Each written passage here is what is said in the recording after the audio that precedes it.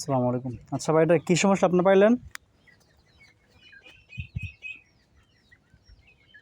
ওটা খায় না? হুম। প্রস্রাব পায়খানা ঠিক আছে?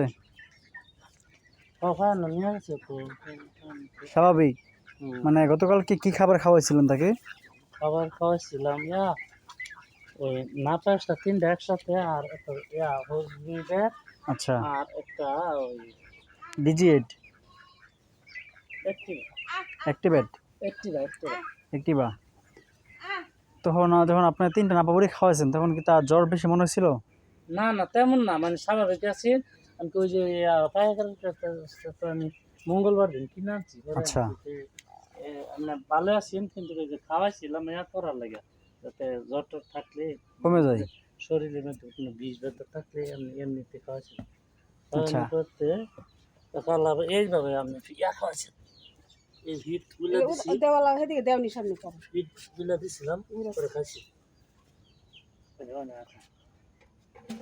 আচ্ছা, ঠিক আছে।